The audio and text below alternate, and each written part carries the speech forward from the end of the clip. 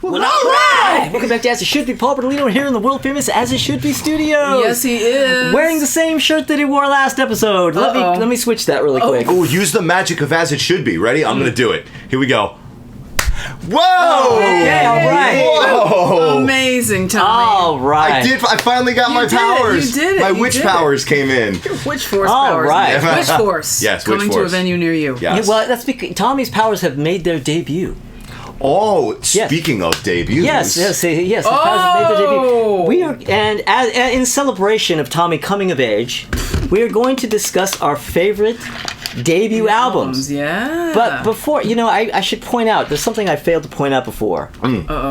Crystal Durant, Hi. Oh, yeah. Over Tommy there. Von Voigt. Oh, yeah, over here. Yeah. This guy. Paul Bertolino here. Yeah. All right, debut albums, and I believe Tommy starts. I think I do. I think I me do. too. Now, I will say, I only have 8. I did not do 10. Really? I only have 8. Do tell. Have 8. These are the 8 debut albums I really, really, really believe in. Wow. Okay, so there wasn't like a glut of them that were like vying, that were trying really, to no. get into a 10. Not really. No. There's, Wow, there's, okay. There's lots of other artists that have had, the first album. It's like, wow, yeah, this is a really good album. But like these 8 are like, yo, like, whoa, Right. holy shit. And I guess I'll start. Let's see. My number not? 8, The Cars self-titled debut album. Yes. I suspected you would have Oh, Yeah. God, yes. Yeah. Yes. My number 7, Van Halen 1. Yeah. that. I would have been shocked if you didn't Didn't have have that. that. Yeah. Earth-shattering debut. Earth-shattering. Yeah. Yeah, I mean that's yeah. It's greatest hits Yeah. record. It's world-changing. Yes. Mm-hmm. My number 6, Beastie Boys, License to Ill. Holy shit. Wow, I'm really surprised that you have that above Van Halen and the Cars. Yeah. I'm Yeah. crazy like that. You are. I just do Down. things. Okay. You do what you want. Yeah, I don't apologize Doing for what he it. wants. What? Tommy I do returns what I to want. doing what he What? He wants. does what he wants. Does what he wants. All right. Continue giving it to us. My number 5, Guns N' Roses, Appetite for Destruction. Oh, yeah. Woo-hoo-hoo! I forgot about that. My number 4, Weezer with the Blue Album. Wow, God that is damn. a high ranking ranking. for that. And that I would higher than I would expect. What do you want from me? My number 3, Never Mind the Bollocks, here's the Sex Pistols. Rock solid. Holy shit. And now that, I should touch upon that. At no point did we ever say that there had to be more albums. The debut could also be the only album. It's still the debut. Yeah. Doesn't matter if they implode immediately after. Well, what's funny is, and I'm going to say now that I already know what your number 1 is, but without saying what it is. But the reason why I'm saying that is because I'm kind of surprised that somebody else who falls under the same category as the Sex Pistols, I'm surprised is not on your list. Oh. I know who you're talking about. Yes. You're talking about the Ramones' first album. No, because Ramones have other albums. An artist that has only a debut album. Oh, only a debut. Oh. Yeah, I just it didn't make my surprised. list. It didn't make my list. No, it did there's, not make his list. There's incredible stuff on that record. We're talking about the Ronettes. The Ronettes. Yeah. We should stop speaking in code. Presenting the Ronettes. Fabulous Ronettes featuring Veronica. It's up on the wall over there. You can't see it, but they'll put the thing right over here. It's a fabulous debut album, but there's also some stuff on there that I'm like, Yeah, I just would have guessed, but Nope. Tommy does what he wants. I do what I want. My number 2, Led Zeppelin 1. Talk about an earth-shattering debut album. Yep, changed everything. And my number 1, in my opinion, the greatest debut album of all time. And you want to talk about an album that when Paul's always like, this is basically a greatest hits album. This is like the definition of that kind of album. And you know full well what this is. If there's, Right behind Mr. Bertolino here. I mean, let's just pull this out. Let's just get this out. Let's just get this out in the open. The first Boston album, like. What else is Tommy gonna have at number 1? And else, what else do you need me to say? about this. This album transformed everything. This album changed the way people engineered guitars Yes. going forward. It's literally, I mean, like a life-changing like thing. tectonic plates shifted Shifting, because of the yeah. release of this album. They played the bejesus out of the songs off this record To this day. to this day, but for like the 2 years until the follow-up came out and no one got tired and it was like, oh, we're bored of these songs, give us the follow-up. It just didn't matter. Those songs still sound fresh. Yeah, Yeah. So, fresh as a daisy. Yeah. yep. So there you go. All right. Well, there you go. That is Tommy's list. Tommy's favorite albums, favorite debut albums. And I guess we're gonna go to commercial. Commercial. Okay.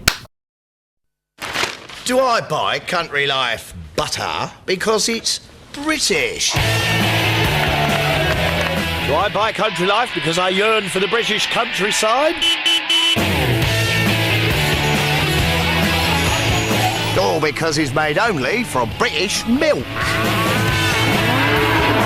No, I buy Country Life because I think it tastes the best. It's not about Great Britain, it's about great butter.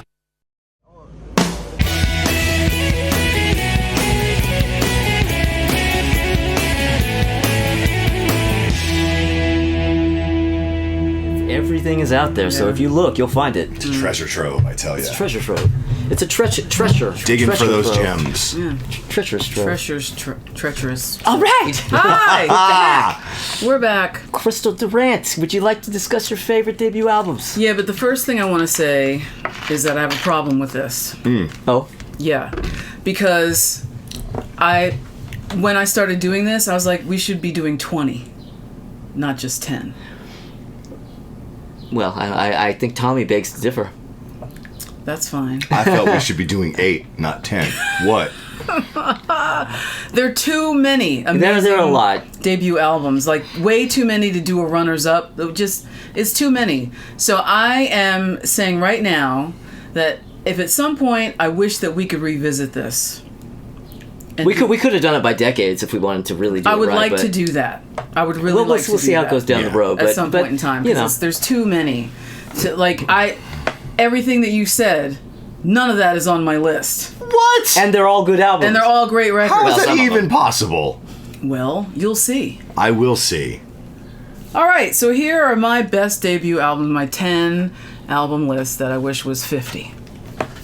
Coming in at number 10, So no honorable mentions. no honorable mentions, because there are too many. I would have been like I was in the 70s, where you guys hated me and I was Oh, you're just reading off naming 100 all the 100 records. albums. and Spoiler yeah. alert! I'm gonna Yeah. be the hated one on this episode, but all right, go ahead.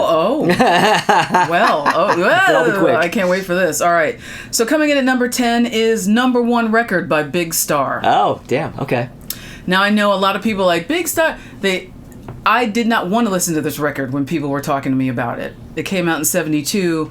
My friends started talking to me about it in 77, 78. And the dude at my local record store is like, Big Star, Big Star, Big Star. And I'm like, ugh, I don't like the album cover. See, that's a problem. But then I listened to it and I was like, oh, fuck, this Alex Chilton kid. Okay, like I dig it. Yeah.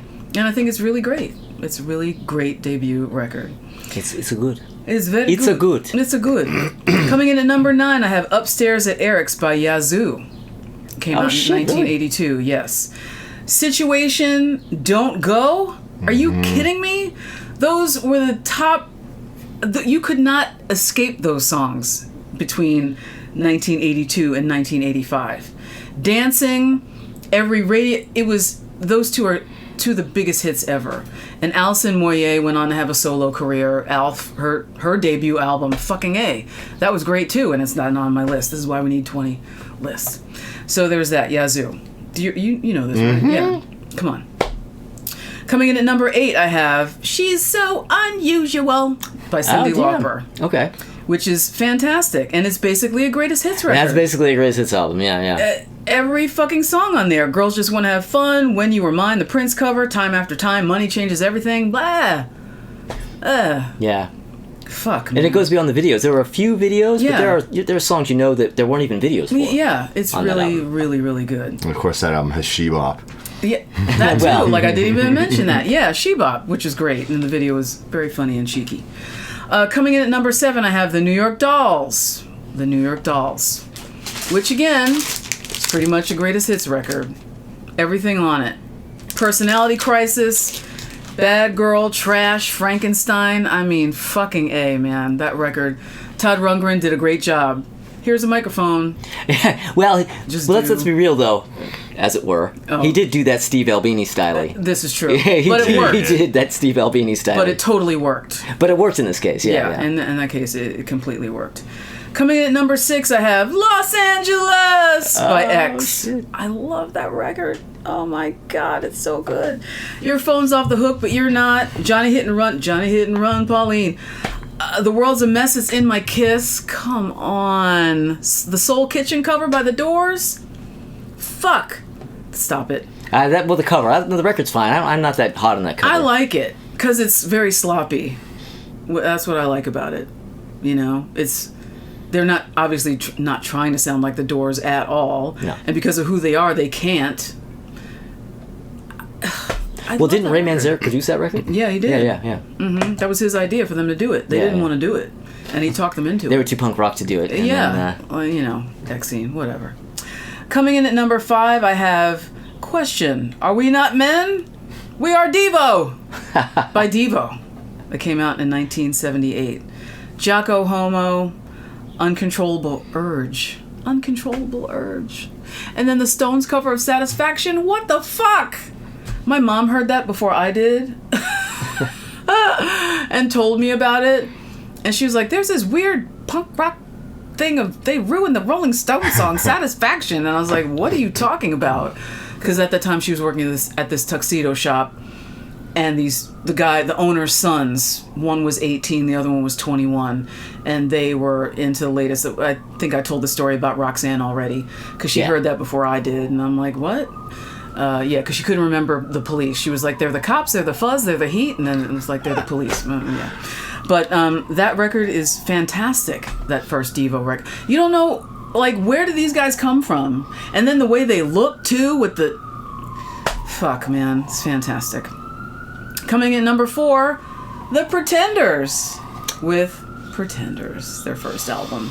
Greatest hits record. Another great greatest hits record. album. From top to bottom. It's Mystery Achievement, Stop Your Sobbing, the Ray Davies cover, which sounds so much better than that original. Yeah, I like the King's version, but the Pretenders version is better. Yeah, it's the original sounds like a country and western kind of song. Yeah. But this, it's so great. And then 3 years later, she became the Adultress. Now, comment on that if you know what I'm talking about. Do you know what I'm talking about? So she did that cover, like asked him if she could do that cover. He was like, yeah, sure. And then 3 years later, she got pregnant by him. Whoopsie. Oh. Yeah. And she wrote the song called The Adultress. Yeah. Part of the Pretenders, too, yeah. Then I got, coming in at number 3, I have 3 Feet High and Rising by De La Soul. Greatest hits record. Hands down. The return of the... we have that. It's so... Come on. You haven't in a long time. Yeah, I haven't. Not since the 70s episodes. Not since the Yeah. 70s. Yeah. It's been decades. Yeah. It's so good. It's so good. The skits work, like I said before in another episode. It's fucking genius. The samples are insane, which is why it took 45 years for them to release everything digitally, because they had 18,000 years of litigation to get through, which was great. And then at number 2, I got Van Halen. Oh yeah, 1978, it changed the world. We already talked about it. Atomic Punk, Running with the Devil, the You Really Got Me cover, Ain't Talking About Love. Fuck. Fuck. That fuck is a great way to describe that album. Man. All right, so it's in a Kendrick Lamar that has the album that says Damn. Damn. I mean, that That's- would have been there you go. used. That title would have That's worked the for review of this. the Van Halen album. Damn. Yeah, that changed everybody's life forever. And just think about when that album must have dropped. People who played guitar must have been like, well, I guess I just don't play quit. guitar anymore. I'm done. I'm not a guitar player. You know, anymore. Yeah. If this is Apparently I what you never need to was. do now, I'm out of this game. I can't do that. Yeah. Wow. But my number 1 is the Ramones. By the Ramones. Les Ramones. Les Ramones. Les Yes. Ramones. I wanted so badly to put this on my list, but 1976. I don't love it that much. 1976. 76. Don't worry about it. I know. Okay. Yeah, I'm kidding. We're all wrong sometimes. We're all wrong sometimes. I know it's not 76, but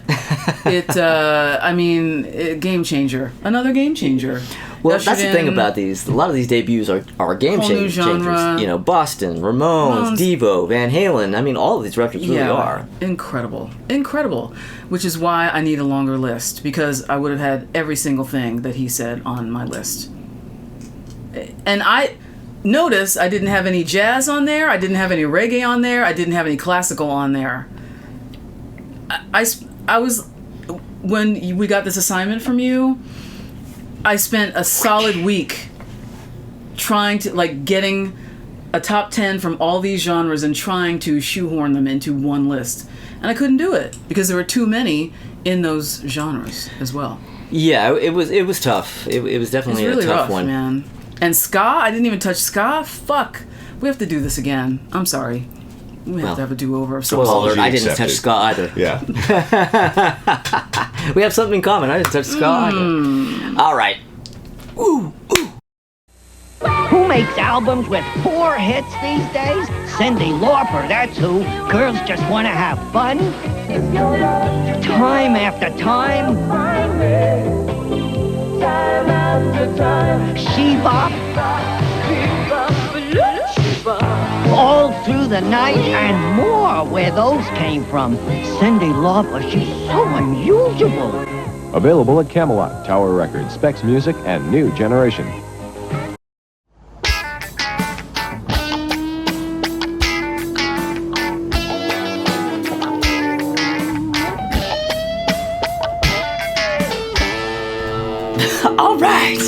All right, it's my turn. Lay some truth on us, Doctor. Lay it down. Well, you know.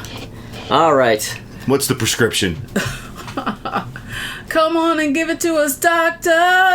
Oh, yeah. I'm sorry. Okay, well, so, yeah, all right. I have an honorable mentions list, and now I'm like hemming and hawing about reading it. I'll read it really fast. Read it, Because read the it. thing is one of the points I think of my honorable mentions list is that there's so many things on here that so should be on a top 10 list, yet they didn't quite make it because of the stuff that I do have. Right. I mean, you know, Led Zeppelin. Alice Cooper, Pretty for You. I'm a big Alice Cooper fan. Jefferson Airplane Takes Off. Pretenders. New York Dolls. Black Sabbath. Yeah. Hendrix Experience. Are You Experienced? Yeah. Kill 'Em All. Yeah. Twisted Sister Under the Blade. Sex Pistols. Yeah. First Ramones. First Stooges. The first Runaways. Yeah. The first Chicago. First Neil Young. R.E.M. Murmur. And Motley Crue. Too Fast for Come Love. on. That should fucking be my list. We have to do this by year. But you're like, people are like, Black Sabbath and Led Zeppelin, that's your honorable mention? Mentions? Yeah. Yeah. That's my honorable mentions list. But my actual 10, and you're really going to be questioning when I tell you what's actually on the list. You're going to be like, hey, fuck you with that shit. I like it better. Okay. My number 10. Duke Kuinuka. So now Duke Kuinuka. Okay, so what you need to understand about Duke Kuinuka. Michael Q. Slow! No, I'm kidding. No. Yes, I have this above Black Sabbath and the Ramones and Led Zeppelin. The Smithereens with Especially For You, the first Smithereens album. Yeah. This is really the only Smithereens album that I love that much. I really love a lot of their albums, but this is the one. That's right. right. I put this on my top 10 list. This album was so huge for me back in the day, Space. and it still holds up. That's of course. Well, I don't doubt this for you. Yeah. I mean, this isn't going to be just a bunch of Paul Core in the, you know, I mean, there isn't going to be like the Ocean Blue and Sloan and, well, you know, this is as later albums of the year Paul Core as this Core. list gets. I believe. Okay, all right. Let's just put it that way. Yeah. Okay. It's a good record. It's a great record. I'm not mad at that. My number 9. Yes, I have it above Led Zeppelin. Yes, I have it above Black Sabbath. Heatwave with Too Hot to Handle. Fuck yeah. Yeah. Absolutely fucking great late 70s soul record. You know, has Boogie Nights, Always and Forever. And a whole album worth of album tracks that are just as good as those songs. I mean, this album, there's not a bum track on this. So many people have slept on that record. Like, only DJs, old DJs, play every song off of that. Except, This is a perfect It's more record. than just those 2 hits. It's really, really fucking great. See? Fantastic I album. had that on my list. Yeah. So for all you people who love soul records but you haven't listened to that one, you're wrong. Get on it. All right, so my number 8. Like you didn't see this one coming. The Monkees. Yeah, see? The first Monkees. I'll admit I toyed with not putting this on the list, and I have it kind of low because there are songs on it that I don't like, but the stuff that I do like on it, I love so much. But it's an imperfect record. It opens up with the Monkees theme. Boo. Come on, people. Yeah. Lazy. You know, I'll Be True to You isn't that great. You know, Gonna Buy Me Dog is kind of cheesy, but it has some of my favorite Monkees songs on it. Saturday's Child, Papa Jean's Blues, Take a Giant Step. You fucking kidding me? Yeah, Sweet Young Thing. Sweet. And I'm such a big Monkees fan. I just, I gotta. Yeah, so great. A lot of Mike on that. Yeah, but also I have to cut in on this and say right now that the Beatles are not on this list. Because I really love the first Beatles album, and actually it probably would go to number 1, but I'm like, you know what? I'm not gonna do a list where I fucking put the Beatles album so this is a besides the Beatles list, okay? So. Yeah. Alright, so my number 7. I've got a lot of them here today. Pink Floyd with Piper at the Gates of Dawn. See, I would have, Yeah, I'm one of those people. I really, my favorite Pink Floyd stuff is the first couple albums. How are you not gonna like that? This, I mean, I just love this record so much, and everything about it, I just love the guitar tones on this are so great. The songs are weird, but I love them. I remember the very first time I ever heard Syd Barrett era Pink Floyd, I was with my friend Dale Gore. I was 16, and he was like a year or 2 ahead of me, and he was already driving, and so we would drive around town on a Friday night and listen to the radio, and there was this documentary on the radio about Pink Floyd, and they start talking about this early era of Pink Floyd with this other front guy, Syd Barrett, and I was like, I didn't know anything about this, and they played See Emily Play, and I was just like, boom. Now, if that was your first exposure to that era, that would have blown your mind. I was just like, well, not only was it a great song, but it was also creepy. Yeah. I was really creeped out by it, and I was so interested because it was just like, I didn't know that this era even existed, let alone these songs. Yeah, and so when I got this record, like, the whole record is creepy in that same way. Yes. Like, and I said this when I've talked about this album before, the way I describe this stuff is that the popular mid-70s or Pink Floyd is your older brother on acid. This is your little 5-year-old brother on acid. Yeah, that is true. But, all right. So my number 6, Kiss. The first Kiss album. I mean, honestly, this is not my very favorite Kiss album, but I do think this is possibly their best collection of songs for an album. The only thing that makes it not a definite is the fact that it has Kiss in Time and Love Theme from Kiss. Yeah. But barring those two, it's like a Kiss greatest hits album, record, yeah. minus those 2 songs. You're right. And the sound's a little thin. It's a little has that sort of early kind of thin. They have no control over their sound kind of vibe, but it just the enthusiasm is there, and again, like, their songwriting was kind of never better, really. Yeah. Yeah. Agreed. See, that would have been on my list if we had a 20s song. Alright, so my number 5. Boy, do I love this one. Cheap Trick. No, The first fuck Cheap yeah, Trick. see? Oh, this is my favorite Cheap Trick album. Spoiler alert. I don't know if we'll ever do a Cheap Trick ranking, but this is my favorite Cheap Trick album. Oh, man. I love this one so much. And the thing is so weird about it is that they kind of have... You don't really know what the first side of this album is. One side is side A, and the other side is side 1. Yeah. And... Yeah, it was very smart. Yeah, I mean, but if you get the CD, if you get earlier CDs, then the one half is at the beginning, but then the later issue of the CD where the other half is the first.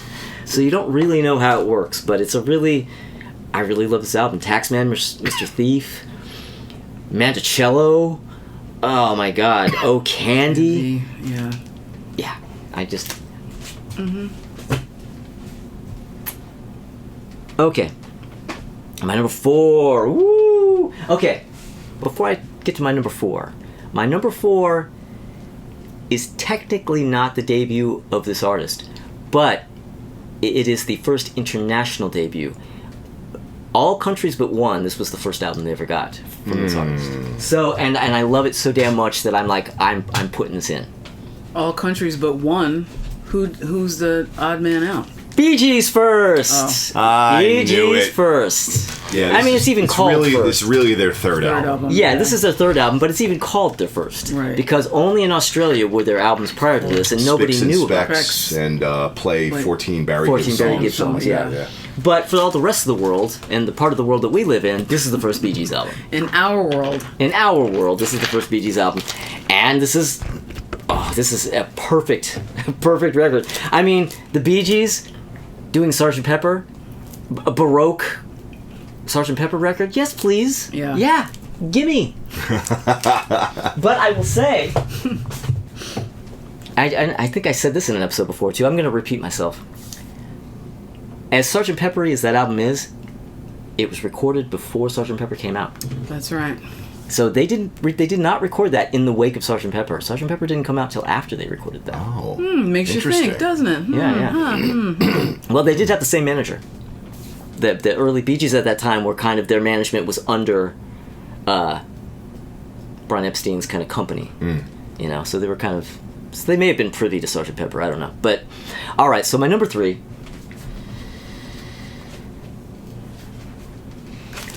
Paul Williams with Someday Man. Yes. Oh, man, yeah. Yeah. This record is, I've talked a lot about it. This is from 1970, so if you want to hear my full spiel about it, go to our Albums of the Year 1970 video and you can see me talk all about it. But this is one of my favorite albums of all time. Paul Williams, Someday Man. Dig it. So good. And you were at that house. I went to that house. Well, Steve Stanley, a guy I know, Steve Stanley, who has the Now Sounds reissue label. I long thought that house, you know, look at it. It's totally dilapidated. It looks like they probably tore it down a week after this photo was taken. Yeah. I took for granted that this house was gone. It was like I've always had wanted to go to LA and find this house and sit on those steps, right? But surely it doesn't exist. That got knocked down a week later, right? No, it is still in LA. Steve posted a picture of him sitting on the steps of this house. They've redone it. It's repainted and it's all nice and new looking. But it still has this whole... But it's absolutely this Absolutely. house. Every little detail. You can look at every detail and it's exactly the same. Oh, shit. But it's colored differently. So I was in LA a couple of months ago, and my friend Jim Laspisa, shout out to Jim. He watches these videos. He and Steve and Darian Sahanaha. Sorry, Darian. It's Darian Sahanaha. Of the Wonderments and Brian Wilson's band. We all went to this house and took pictures, like stood on the stairs, and like it was this really weird, surreal experience. I'm sitting on the steps of the Paul Williams house, and all three of those guys are like taking pictures. Like Steve Stanley's like, okay, all right, everybody, I'm like, okay, over here. It was like a real photo shoot, but it was so nice. They were so nice and so cool to me. Like they knew that this was like a big thing for me, so like they really took a lot of pictures and made sure. Okay, no, you have to move your leg, move the knee over. Yeah, perfect. Like they were really. So you got the exact They were same being pose. really cool about it, and it was really fun. Super nice. And I really love all those guys, and I was really had a great time hanging out with them. I will show a picture at some point, maybe right here. When you wish upon a star. Yeah, there you go. That's the photo. All right. So, but anyway, that brings us to my number two. My number two. The Doors, the first Doors album. Oh man, yeah. I don't know. I don't even need my glasses on at this point, but yeah, I love the first Doors album so much. I know you guys are really big fans of "Light My Fire." Oh, I love that song. Yeah, you guys. Yeah, I know enough. Crystal particularly really loves that song. Yeah, and these guys do a cover of Soul Kitchen Yeah, that's not bad. from X. From X, yeah. yeah. Man, you know, it used to be when I was first getting into this album, there were certain songs I liked, certain songs I didn't. I still don't like the Whiskey Bar, Alabama song. Yeah. That song sucks. But outside of that, oh man, this... The only reason I don't like Light My Fire is because I'm fucking sick of hearing it. That's all. It's I love this album, and I never had a problem with it until it got overplayed. Yeah, Jose Feliciano, everybody covered it. Like, enough already. All on the radio every 5 seconds. I have no idea Oy. why I'm not sick of Light My Fire. It makes no sense. I should hate that song. I should be filing that away with fucking Bohemian Rhapsody somehow. Yeah. But somehow it's evergreen for me. And I can't explain why. Alright. Not for me. But my number one, and I think you know what it is. I hope I know what it is. Uh-oh. I think you know what it is. Well, now I think you don't know what it is. But maybe you know what it is. It's Van Halen.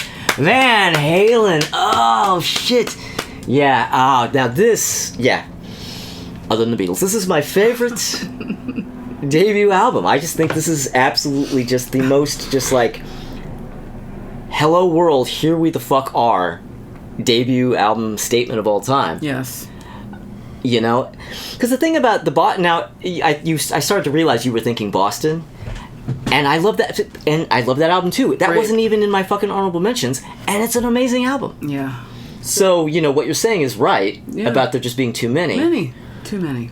But the reason why I consider this even more of an opening statement is because Boston is, in a lot of ways, a more amazing album, but it's a lot less band-like. This is like a band with a band vibe, like band that has just gone through the clubs together, just going, here we the fuck are, you know? And this cover made me want to buy it. Yeah, and that this cover does shots, the job a cover should do, which is to make you want to leave with the record. And Van Halen. That's good. Yes. So there you go. Oh, wait a minute. Let's see if I can do this. Uh-oh. Steve, are you standing by? I did. Steve. You can go back and have lunch. clean the coffee pot. All right. There you go. That is my list. Excellent. Got a commercial. Yeah. Peter has a lean and hungry look. Yes, and I'm afraid he's sinking fast. We must operate immediately. Bull. Sugar. Milk. 90 cc's of Kellogg's Rice Krispies. I think the patient's responding to the Rice Krispies, Doctor. Congratulations, sir. A brilliant use of snap, crackle, and pop. With enough Rice Krispies, will he be able to play the bass again? Yes. That's kind of weird. He never could before.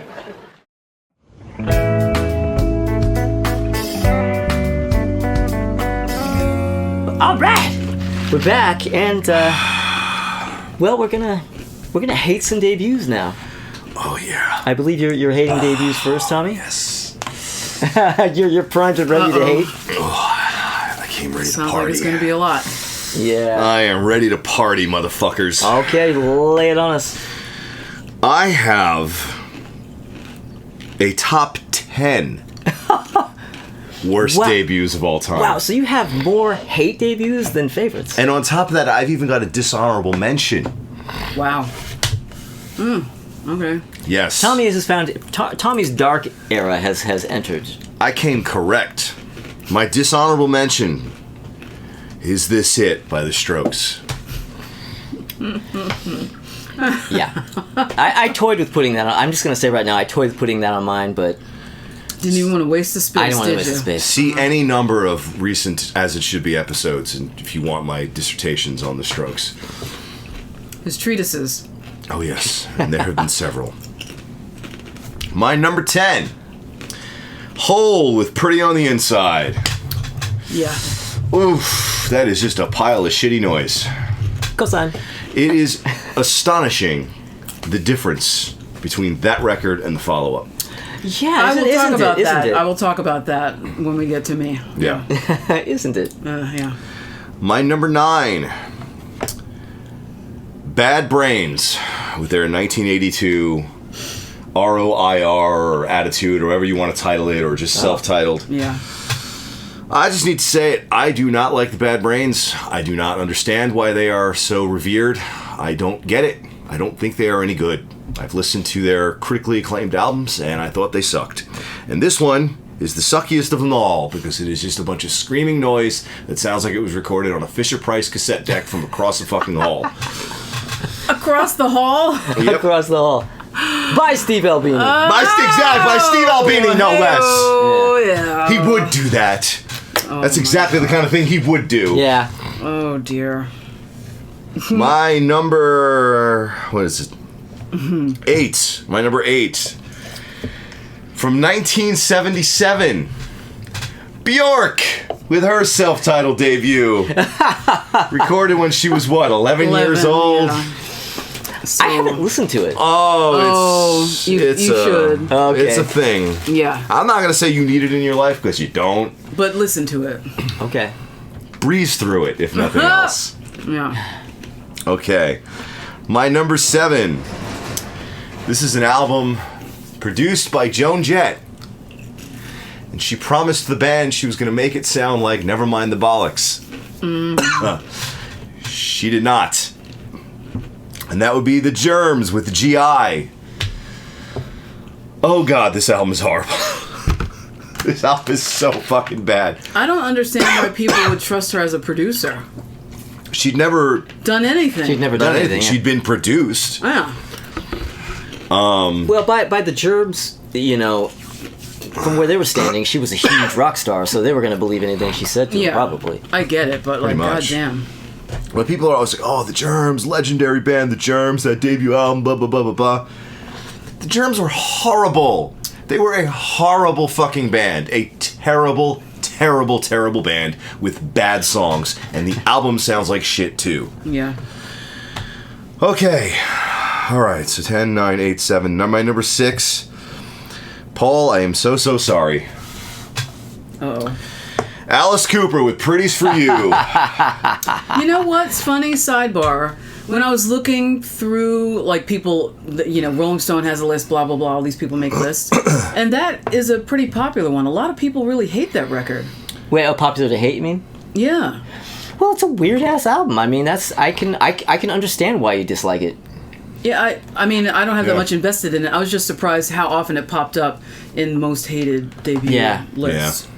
Yeah, it's pretty not my thing. My number 5. Now this counts as the debut album for this band and the final album for this band. Uh-oh. And one could also argue, you could maybe even say it's the debut album for this artist. Going back to 1970, Attila. Oh, God. Didn't we talk about them before? Oh, we've talked about the Attila record. So if you're not hip to Attila, it's Billy Joel in 1970 doing what passed for heavy metal at the time. Yeah. It was him playing an organ plugged into a wall of Marshalls cranked up. It was him and a drummer, and he's shrieking at the top of his fucking lungs. And when he gives interviews about it, he calls it psychedelic bullshit. And they played like a dozen shows, and people couldn't stay in the clubs because they were too loud. I don't know if it was just the volume though. Probably because they were also terrible. There was some also terrible songs. It might not have just been the fact that they were too loud. And then he ran off with the drummer's wife, and that ended the band. But yeah, boy. People talk about the first Billy Joel album being problematic because of the mastering error, Cold Spring Harbor, where it made his voice sound like a chipmunk, and he threw it across the room, and he hated it, and disregard that. I don't, but this. Now I know before this he was in the Hassles and they had releases, but this was him forefront. He's singing, he's writing the songs. So this, you could almost argue this is actually the debut Billy Joel album, and boy oh boy is this a disaster. Yeah. My number 4, I might get some pushback from people in the comments on this one. Aerosmith from 1973. Wow, really? That is not a good album. No pushback from That is not a good album. I will agree with you there. I mean, aside from just a few exceptions, most of those songs just sound like just bargain basement, barroom, boogie rock bullshit. I think we talked about this during that year. Yeah. And Steven, to his own admission, sang weird because he was trying to sound like he was black. on that album. And if Yeah. you listen to it, it's like, no, you just sound like you have a frog in your throat. I remember listening to that album as a kid and going, why is he singing like that? Like, Yeah. I couldn't get into the album because he was singing so weird. It's deeply weird, and the Yeah. songs are weak, and it's just Blackness. faux blackness. We win. My number 3. To the Extreme, Vanilla Ice. A debut album that sold all the copies. Everyone I knew had that fucking album except for me. Back then, we're talking 1990 that shit was blowing up, 1990, 91. I knew then, at that young age, that this was crap and was not going to age well. And everybody around me is like, yo, Vanilla, yo, Vanilla. I'm like, oh, no. Suddenly everybody was into hip-hop. This Tell is them, real bad. tell the people where you were when that record came out. Where were you living? I was living out in the suburbs. And how old were you? I was 12 years old. 11, you 12 go. years old. Oh, okay. So we're talking about a The bunch of end. 12-year-old kids who had Kids, this yeah, record. 12-year-old white kids Yeah. out Yep, in the all suburbs. Because I'm White thinking, kids out man, in the nobody I knew suburbs. had it. But I was 20, you know. Yeah. My number 2, the self-titled debut album by Katie Hudson. Anyone know who this is? Yeah. Not Kate Hudson. No, Katie. You know Katy Perry. Yes, that's right. Yeah. 2001, Katy Perry put out an album under her actual name, Katie Hudson. That's when she had her real hair color, too. And it's a Christian album. That's right. Of course it is. She was a Of preacher's course it kid. is. She was Yes, a preacher she was. kid. Born Yeah. and raised in the church. Yep. This whole album is all about her deep love for God. Yeah. It's very interesting to listen to. Yeah. And then turn on I Kissed a Girl. Yeah, her deep love for money overtook her... Yipes! yeah. Well, also her deep awareness that all that church bullshit is Well, yeah, she exactly probably that just fucking grew out bullshit. of it. Yeah, she Yeah. could be that Bunch she of became... goddamn And it's person like, sense. if she was savvy enough to know, I'm going to get this record deal, then I'm going to be able to do what I want later Maybe. on. Yeah, I think. But my absolute worst, I cannot believe I had this many worst ofs. I'm a little Killing shocked it. I'm myself. killing it. My absolute worst of for debut albums. Most people are not even aware of this. Coming in from 1983. Metal Magic by Pantera. Oh, with that horrible cover. With the, It's like a weird devil kind of or pantherish little something. thing. Thing with, Yeah. yep. Ugh. Oh boy. Yeah. Now, you would think, okay, like all the trappings of 80s metal and glam and everything like that, like, are all present here. You would think Tommy would be there for it. Tommy's not there for that, it. no. Because you see, I can't just be happy with the superficial aesthetics of something. You actually have to have good songs. They did not have good songs. This material is fucking horrible. It is like Z grade knockoffs of what was popular at the time. There are elements on this album that sounds like they're just ripping off Kiss too. The recording is horrible. The talent is clearly there. The performances are solid, but what they're playing is just like Garbage. and you would never have any fucking idea of what was to come from these guys within a decade. And I'm not even into Pantera. Neither am I. I don't actually like what they turned into at all. But that shit... Props to wow. them for the career they managed to build Yeah. and the fan base they managed to build. It's not my thing. It never was. But there is no indication of that with this shit. And it wasn't the only one they did. No, When there were like three of them, right? There's 3 with the first singer, Terry Glaze. Or Terry Blaze, whatever they used. And they're like this. The first 3. And then they got Phil Anselmo, and the first one they did with him was called Power Metal, and they don't even acknowledge that one because like from '88, and that's like just kind of like a heavier version of this. Yeah. Right. So they're 4 albums in, and they don't acknowledge any of this shit. They don't. They claim that Cowboys from Hell from like 1990 is their debut album. No, 1983, Metal Magic. God awful. All right. Over to Terrible. you, Carithel. Horrible. All right, I have a lot on this list, and I don't really have them numbered because they're just awful. But I'll tell you my 1 and 2. I'll go there. So my first one is George Harrison's Wonderwall music. Ooh, that's not very highly It regarded. came out in 1968. Are you guys familiar with that? Anybody know that record? They probably know. My cousin Gene gave it to me because he was like, "This." he he gave it to me and he said, "This is a George Harrison record. I am very disappointed." But It's yours now. But I think you should listen to it to see why I'm disappointed, because I was really into George at the time, and it was his first release on Apple, and it was the first solo Beatle record, right? Technically, yeah. I think, yeah, it would have been, yeah. Yeah. And everybody knows he's in the Indian music. He married an Asian Indian woman. You know, he shoehorned Indian sitar shit and Beatles stuff, which worked out fine. But this thing, it's a big no boy. It's almost unlistenable. And if you don't like the sitar or any Indian music at all, then just stay away. Just don't even. I'm not even going to dare you to listen to it, because it's really not good. Then I've got Genesis. From Genesis to Revelation. Oh, really? I like that in record. 1969. Wow. I do not like this record. I like that record. No. No.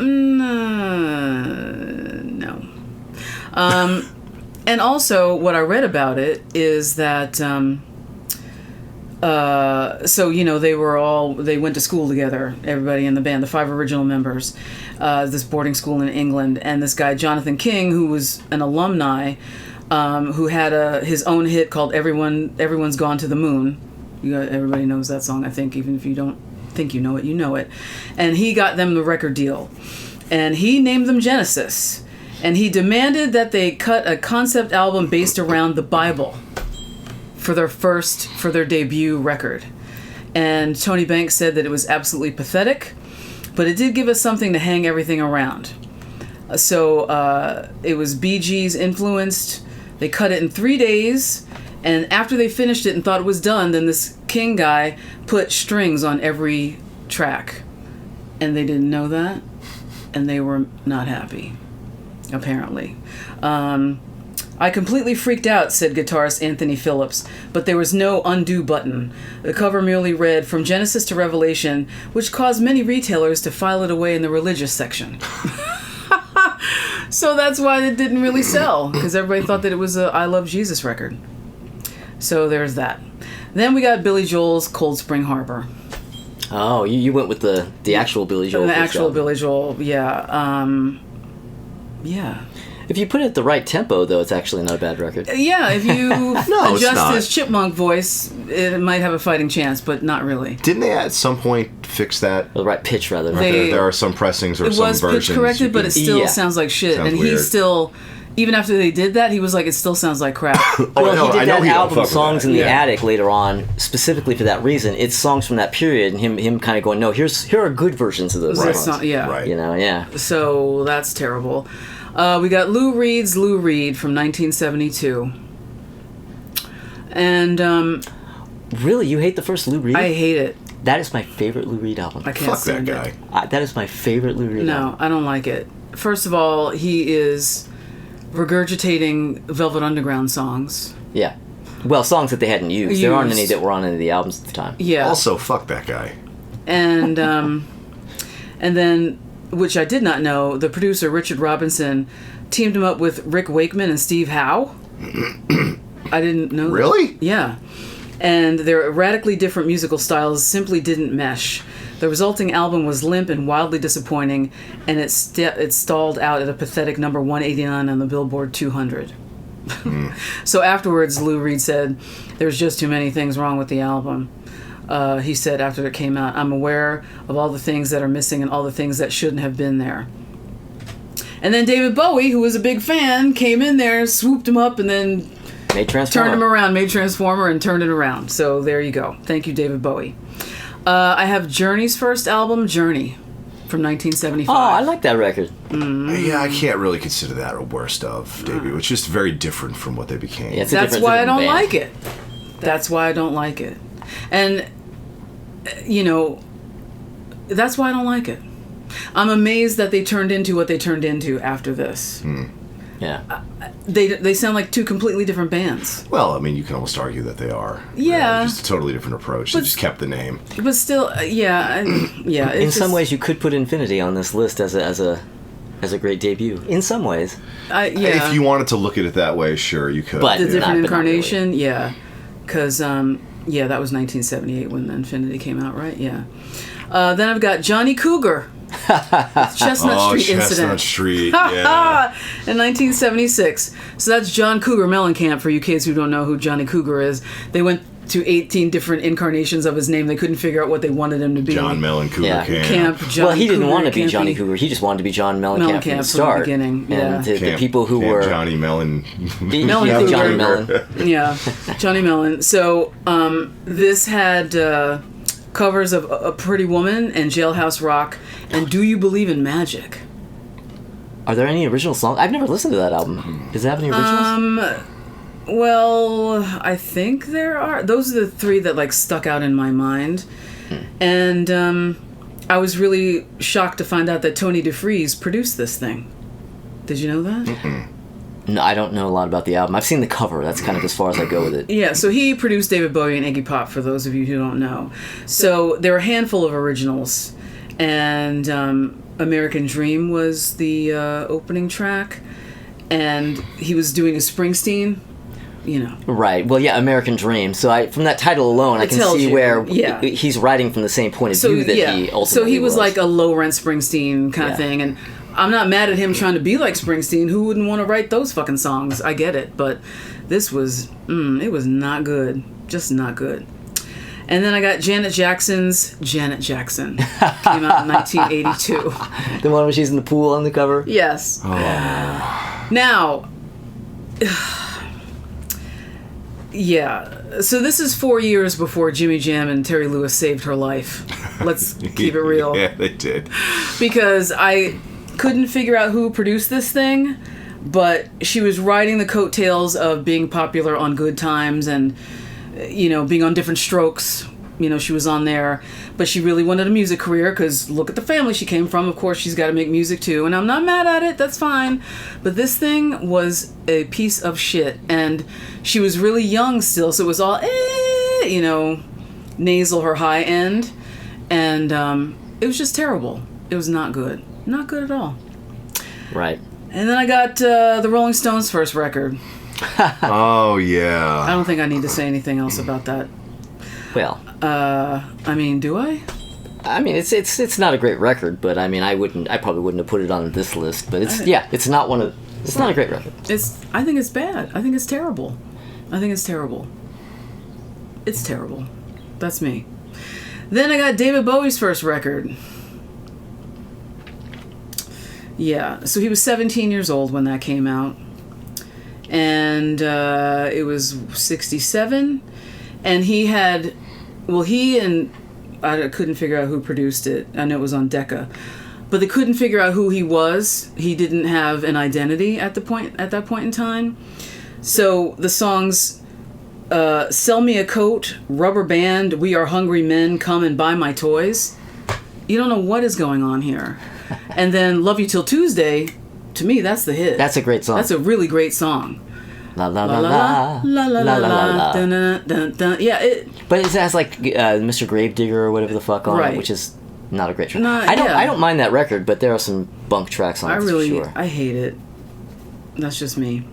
But then, well, no. So then coming in at number 2 is Holes, Pretty on the Inside. And my addendum to what Tommy said is, as I've said before, and I'll keep on saying it, I said it again, I'm going to keep on saying it, is that Kurt Cobain wrote the next record. She did not do anything on that except maybe made some song titles. That Live Through This, that's a Kurt Cobain record. Hands down.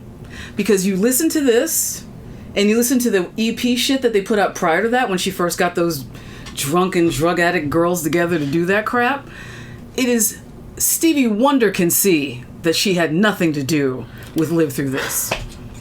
Ray Charles can see it, and he's been dead for decades. You listen to them back to back, and you're like, how did she go from this to this? Magic. It's just called Magic. Kurt Cobain. But my number 1 worst, and everybody knows I hate her. I don't like her. She's the Cosmo Kramer of rock and roll, and that is Patti Smith with Horses. Oh, God. And why I call her the Cosmo Kramer of rock and roll is if you're a Seinfeld fan And there was this particular episode about Kramer. George was mad because, he was on the outs and Kramer was up here, and it was a baseball fantasy camp analogy, and he's like, Kramer's life, because Kramer was going to a baseball fantasy camp. He never worked. He always fell ass backwards into money. He always had a girlfriend. His whole life is a baseball fantasy camp. And that is how I see Patti Smith. She landed at the right place at the right time with the right people. If she'd gone to LA, nobody would know who she was. If she had stayed where she was, nobody would know where she was. Which is why, as I've said before, I give more credit to Madonna for coming here from Michigan with nothing and fighting and clawing her way to get what she wanted. And when she was on Dick Clark on American Bandstand, he was like, ooh, what do you want to do with the rest of your career? She's like, I want to rule the world. And guess what? She fucking did it. She did it. And, yeah, I just don't. Her two biggest hits were covers. I don't care what you say about Because the Night. I don't believe that she wrote that much of it. I think that she was didn't write any of it. I like. No, but people say that she co-wrote that song. No. Bullshit. no. Bruce Springsteen wrote that song. Exactly, which Yeah. is a lie. That's a Bruce Springsteen song. 100% it's a Springsteen Fuck song. you, she co-wrote Yeah. that. She didn't co-write that. No. So she had Gloria and that song that were her biggest hits? No. People Got the Power? No. Rock and Roll Nigger? Definitely not. That was a big hit. Yeah, I mean, just like, no. I read Rimbaud and I'm a poet. Fuck you. Fuck you. And scene. Well, Those are my worst. all right. Yeah.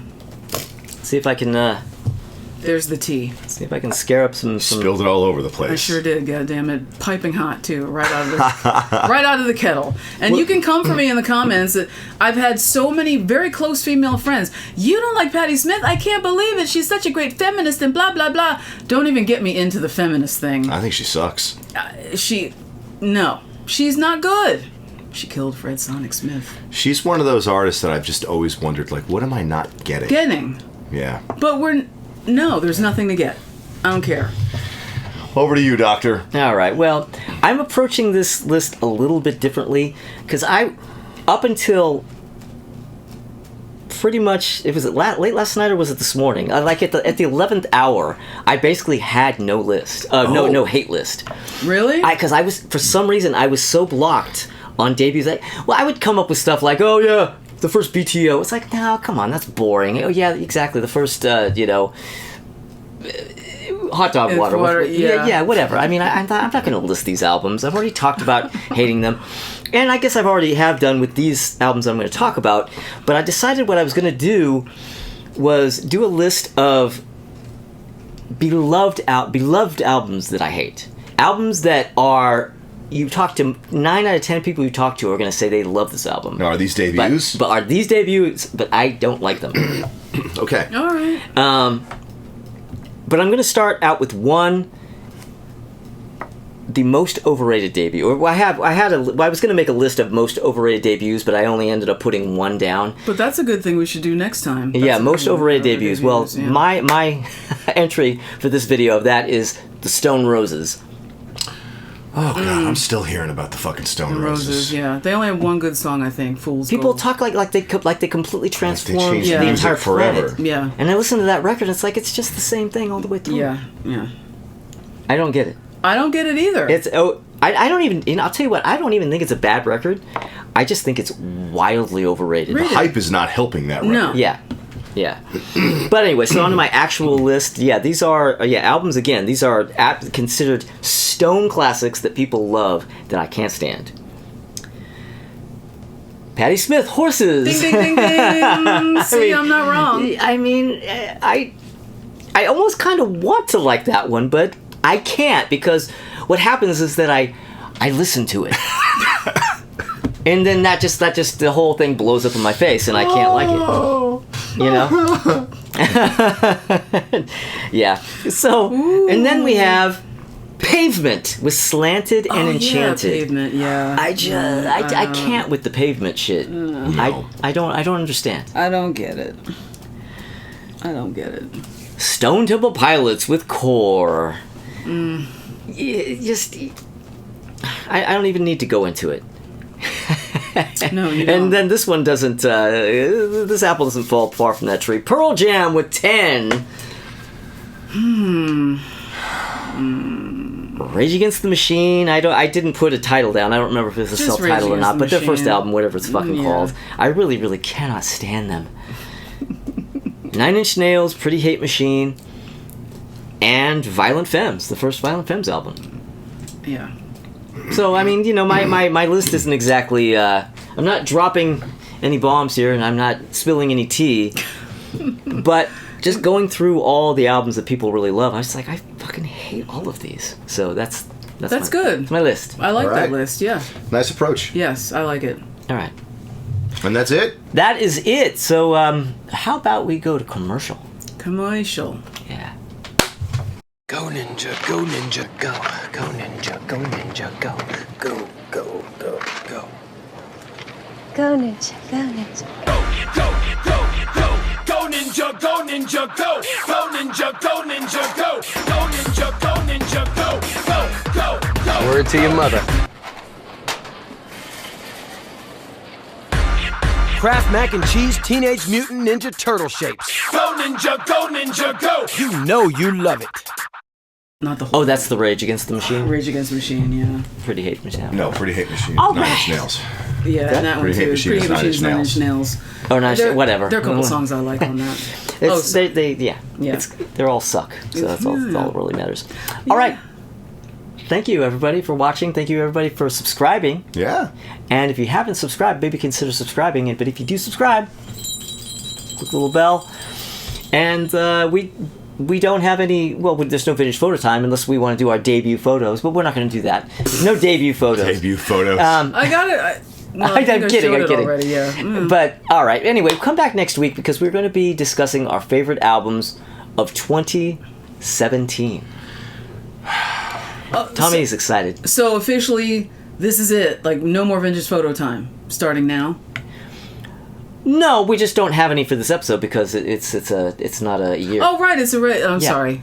Yeah. Yeah. It's I hot in didn't here. even actually need to bring it up. I'm Yeah, just sort of oh. clamoring for things to add meat to this end section when I don't even need to add meat. We just need to get out of here. It's Come hot. back next week, 2017. We will see you then. Bye. You ready? I'm going to do it. Here we go. Oh, great. Okay. And luckily, I already have shirts at the ready over here.